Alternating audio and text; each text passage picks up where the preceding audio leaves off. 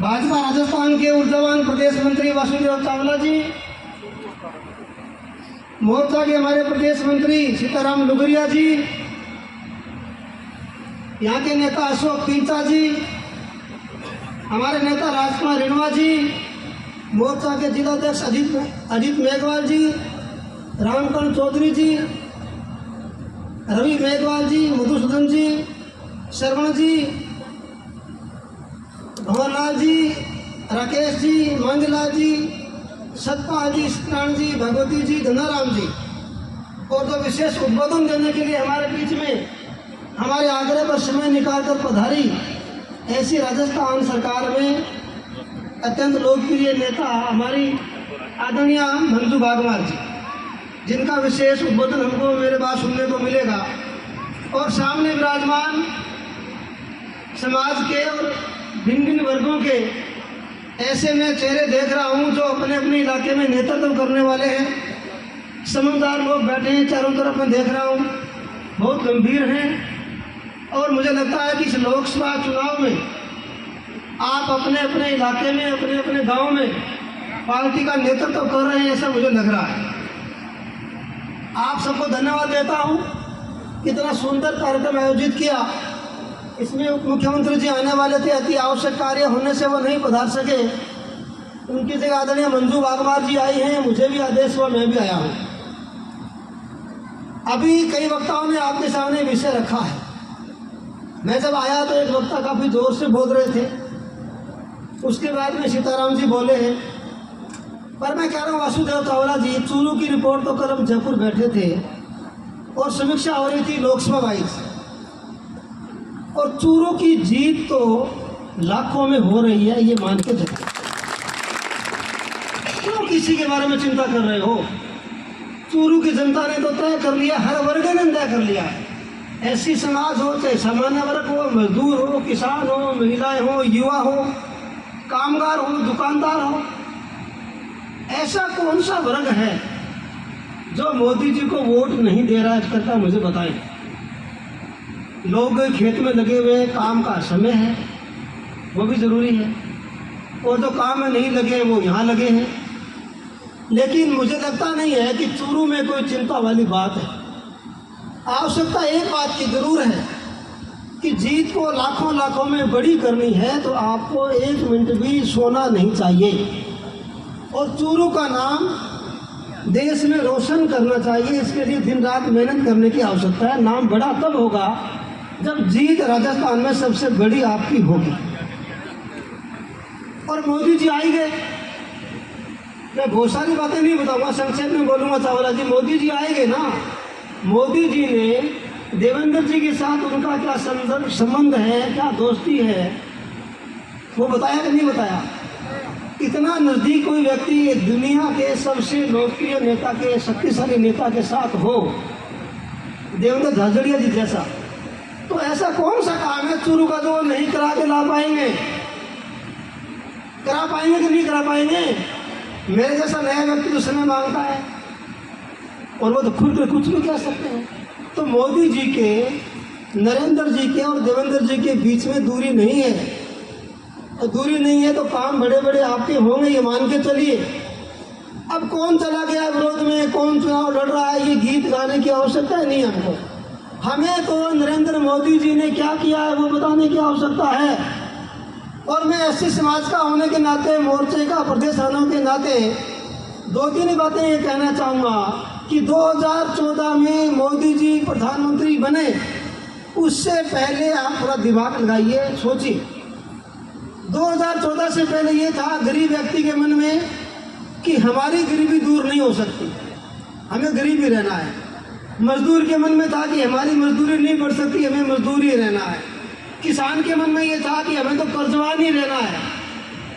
महिला के मन में था कि हमारी सुरक्षा हो ही नहीं सकती, और आम जनता के मन में था कि भ्रष्टाचार मिट ही नहीं सकता। और आप ये देख रहे हैं कि मोदी जी जब 2014 में प्रधानमंत्री बने, बनते ही मोदी जी के पहले भाषण से ही देश के मजदूर को, किसान को, गरीब को, महिला को, युवा को, व्यापारी को, कामगार को और कारीगर को ये विश्वास हो गया कि देश की गरीबी दूर हो सकती है। गरीबी दूर करने की बात करने वाला नेता देश का प्रधानमंत्री बन गया। मोदी जी ने पहली लाइन क्या बोली सुनी थी क्या? मोदी जी ने पहली लाइन बोली थी कि मेरी सरकार गरीब को समर्पित रहेगी। बस इतनी सी बात से ही गरीब लोगों में गरीब की कोई जाति नहीं होती है। एक विश्वास जग गया था कि देश की गरीबी दूर होगी। और मोदी जी के प्रधानमंत्री बनने के बाद 12 करोड़ लोग गरीबी रेखा से ऊपर उठ करके धनवान बनने की दिशा में चल पड़े हैं। छोटी बात नहीं है। अब गरीब को विश्वास हो गया है कि देश की गरीबी दूर हो सकती है। मजदूर को विश्वास हो गया कि उसकी मजदूरी बढ़ेगी। सपने में नहीं सोचता था कि मेरे एक पक्का कमरा बन सकता है, उसको विश्वास हो गया और उसको 2 कमरे और 1 रसोई पीएम आवास के रूप में मिल गया। उसका अमीर व्यक्ति को उसका असर का पता नहीं होगा, पर उस गरीब को पूछिए तो सपने में सोचता नहीं था कि मैं एक पक्का कमरा बना सकता हूँ।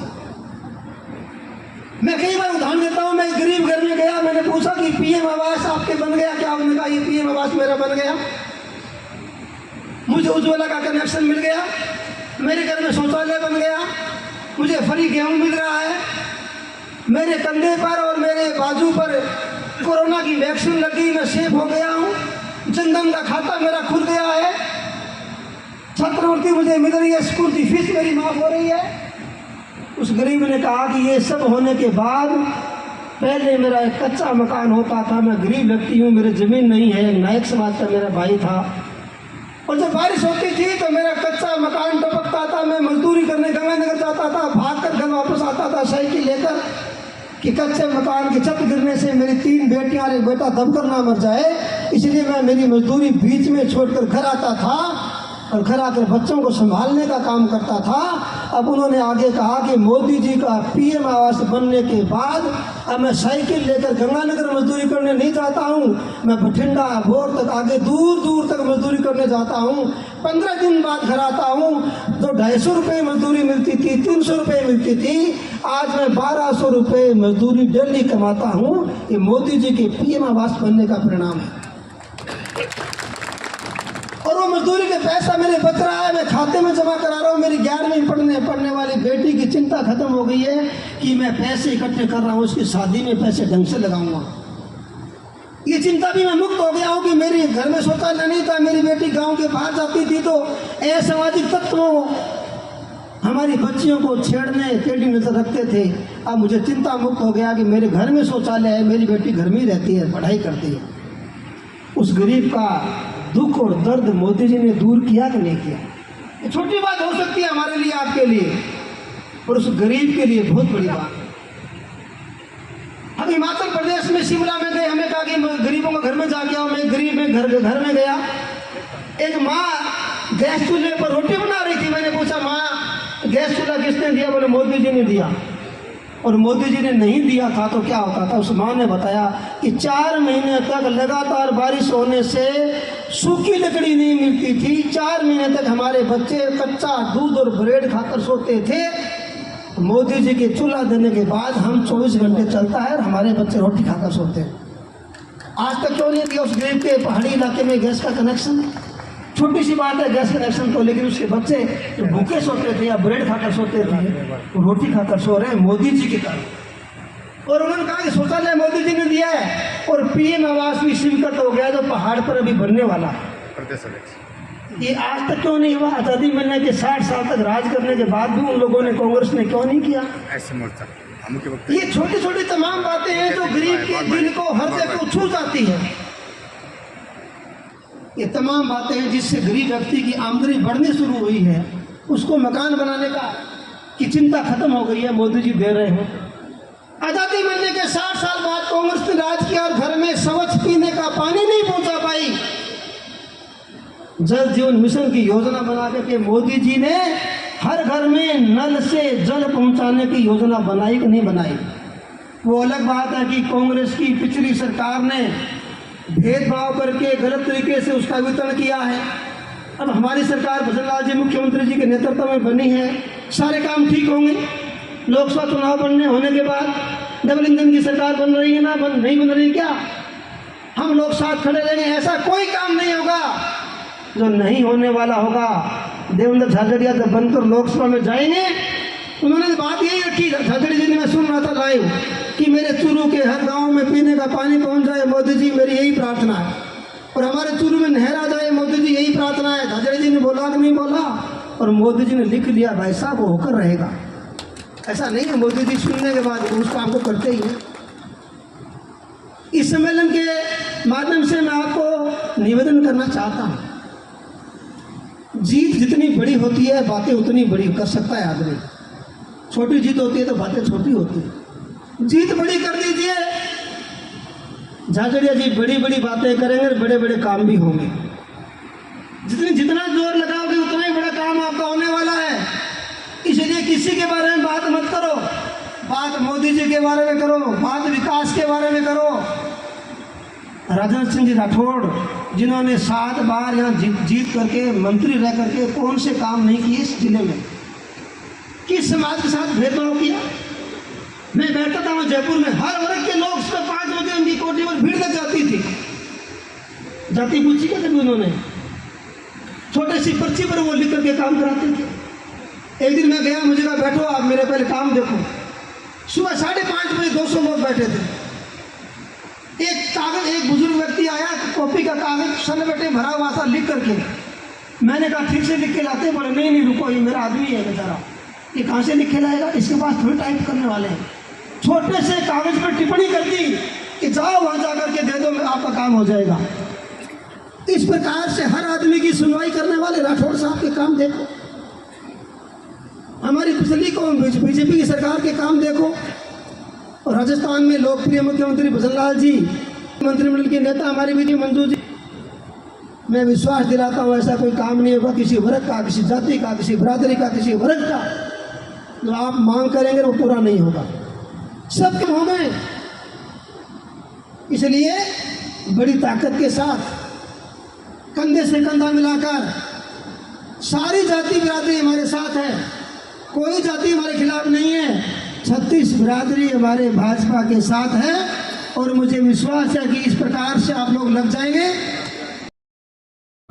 एससी सम्मेलन में मैं आया हूँ और बड़ी संख्या में यहाँ एससी समाज के लोग विराजमान हैं। एक विधानसभा का इतना बड़ा सम्मेलन है, हर विधानसभा में हम करने जा रहे हैं। हजारों नहीं लाखों की संख्या में एससी समाज भाजपा के साथ खड़ा है। 2014 के बाद 10 सालों में जिस प्रकार से मोदी जी ने गरीब कल्याण, SC/ST कल्याण की योजनाएं बनाई हैं और 12 करोड़ लोग गरीबी रेखा से ऊपर उठ करके स्वाभिमान का जीवन जी रहे हैं। 2024 में पुनः सरकार बनने के बाद जन जन के कल्याण के कार्य होंगे, इस भाव के साथ हमने संदेश दिया है। मुझे विश्वास है कि चूरू लोकसभा की हमारी जीत ऐतिहासिक होगी, लाखों में होगी। का उत्साह देखा गया सर, उत्साह जोरदार है, उत्साह जोरदार है। हर वर्ग का व्यक्ति देवेंद्र झाझड़िया जी के साथ, बीजेपी के साथ लगा हुआ है। हर वर्ग, हर जाति बिरादरी के लोग लगे हुए हैं और लाखों में जीत यहाँ चूरू से हमारी होगी।